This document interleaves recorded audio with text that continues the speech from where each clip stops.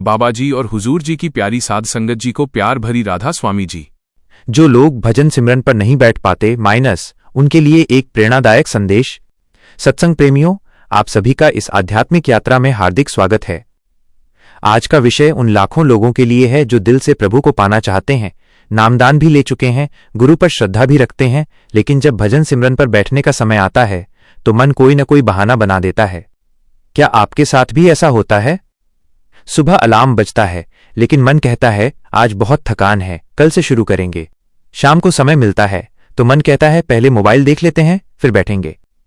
और देखते ही देखते पूरा दिन निकल जाता है। फिर रात को पछतावा होता है कि आज भी भजन सिमरन नहीं हो पाया। यदि ऐसा आपके साथ होता है तो निराश मत होइए, आप अकेले नहीं हैं।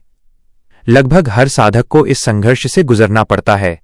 लेकिन आज हम समझेंगे कि मन ऐसा क्यों करता है, इससे कैसे जीतें और कैसे भजन सिमरन को अपने जीवन का सबसे सुंदर हिस्सा बना सकते हैं। इसलिए इस संदेश को अंत तक अवश्य सुनिए। हो सकता है आज का यह संदेश आपके जीवन की दिशा बदल दे। भाइयों और बहनों, सबसे पहले यह समझना आवश्यक है कि हमारा सबसे बड़ा विरोधी कोई बाहरी व्यक्ति नहीं है। हमारा सबसे बड़ा विरोधी हमारा अपना मन है। मन हमेशा वही करना चाहता है जिसमें उसे तुरंत आनंद मिले। उसे बातें करना अच्छा लगता है, मोबाइल चलाना अच्छा लगता है, टीवी देखना अच्छा लगता है, दुनिया की योजनाएं बनाना अच्छा लगता है। लेकिन जब बात आती है आंखें बंद करके प्रभु का स्मरण करने की, तब मन बेचैन हो जाता है।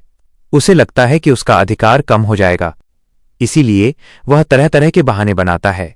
कभी कहेगा आज बहुत नींद आ रही है, कभी कहेगा आज काम बहुत था, कभी कहेगा अभी मन नहीं है, और कभी कहेगा कल से पूरी लगन से करेंगे। यही कल कई बार महीनों और वर्षों में बदल जाता है। याद रखिए, मन की सबसे बड़ी चाल यही है कि वो हमें शुरुआत ही नहीं करने देता। अब एक प्रश्न अपने आप से पूछिए, यदि किसी दिन खाना न मिले तो क्या हम कहेंगे कि कोई बात नहीं, कल खा लेंगे?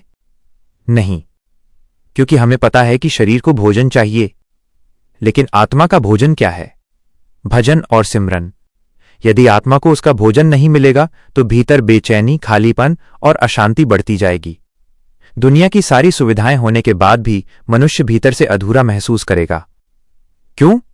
क्योंकि आत्मा अपने असली घर की ओर लौटना चाहती है।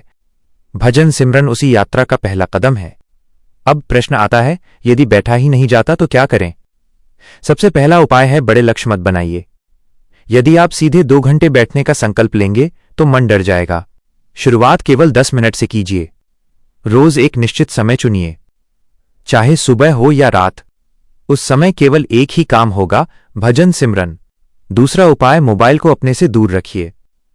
आज के समय में सबसे बड़ा ध्यान भटकाने वाला साधन मोबाइल है। 5 मिनट देखने बैठते हैं और आधा घंटा कब निकल जाता है पता ही नहीं चलता।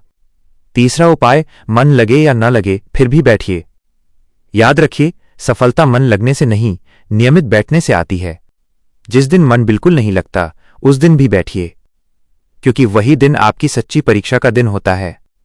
धीरे धीरे मन समझ जाएगा कि अब यह व्यक्ति हार नहीं मानेगा, और जब मन हारता है तभी साधक की जीत शुरू होती है।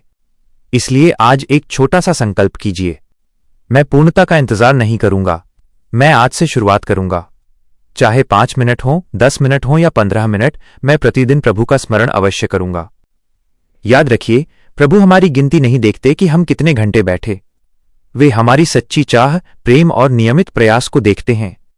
हो सकता है शुरुआत कठिन लगे, लेकिन जो व्यक्ति हर दिन बैठता है, एक दिन वही भीतर की शांति और आनंद का अनुभव करता है। आज का यह संदेश यदि आपके हृदय को छू गया हो तो इसे अपने जीवन में उतारने का प्रयास कीजिए। राधा स्वामी।